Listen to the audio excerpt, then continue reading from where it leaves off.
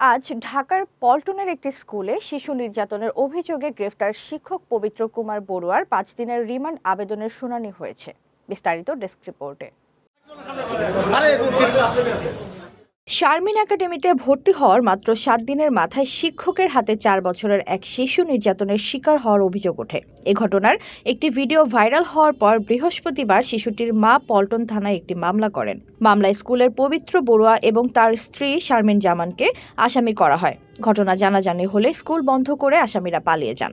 এই যে শিক্ষা প্রতিষ্ঠানে এই ফারাজ বিন আমানের বিরুদ্ধে উপর যে পৈশাচিক নির্যাতন হয়েছে আদালতের সামনে আমরা উপস্থাপন করেছি এবং জাতীয় শিক্ষানীতির শিক্ষা প্রতিষ্ঠানে ছাত্রছাত্রীদের যে শাস্তি রহিতকরণের যে বিধিমালা 2011 অনুসারে শারীরিক এবং মানসিক শাস্তি যে দেওয়া যাবে না এবং কোন কোন কাজগুলো শারীরিক এবং মানসিক শাস্তি হিসেবে বিবেচিত হবে তা বিজ্ঞ আদালতে উপস্থাপন করার চেষ্টা করেছি। মামলার এজাহারের যে আনিত অভিযোগ আমরা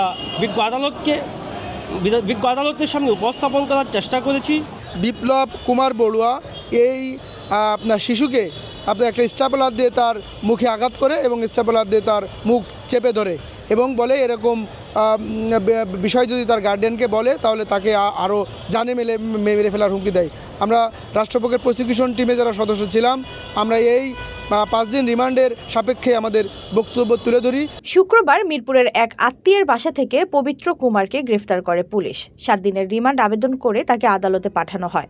তবে রিমান্ড আবেদন করেও তদন্ত কর্মকর্তা পল্টন থানার এসআই মোহাম্মদ নূর ইসলাম আদালতে উপস্থিত না থাকায় রিমান্ড শুনানি হয়নি। শুনানি পিছিয়ে মঙ্গলবার রাখা হয়। ওই দিন আদালতে কাঠগড়ায় দাঁড়িয়ে পবিত্র কুমার কয়েকজন সাংবাদিককে বলছিলেন পরিবেশ পরিস্থিতির কারণে ঘটনাটা ঘটেছে। বিষয়টিকে ভাইরাল করার জন্য যেভাবে নির্যাতনের কথা বলা হচ্ছে ওইভাবে তাকে মারা হয়নি। বুধবার ফেসবুকে ছড়িয়ে পড়া সিসিটিভির ভিডিওতে দেখা গেছে এক নারী স্কুল ইউনিফর্ম পরা শিশুটিকে টেনে হিঁচড়ে একটি কক্ষে নিয়ে যান। কক্ষে ঢোকার মুহূর্তে শিশুটিকে চড়থাপ্পড় দেওয়া হচ্ছিল। এরপর সেখানে বসে থাকা আরেকজনের কাছে অভিযোগের মতো কিছু বলছে বলে মনে হচ্ছে।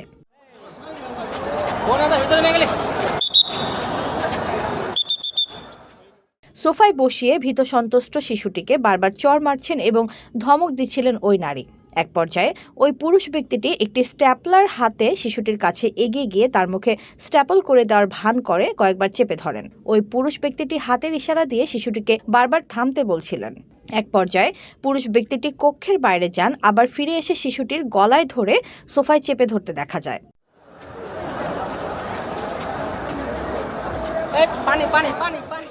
ভিডিওটিতে দেখা যায় ঘটনাটি 18 জানুয়ারি দুপুর 1টার দিকের।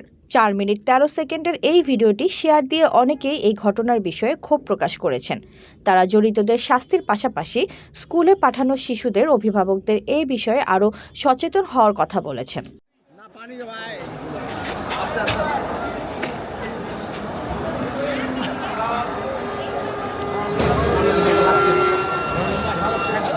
এতক্ষণ আপনাদের সাথে ছিলাম তামান্না ইসলাম তন্নি। প্রতিদিনের নিউজ আপডেট পেতে আমাদের সাথেই থাকুন।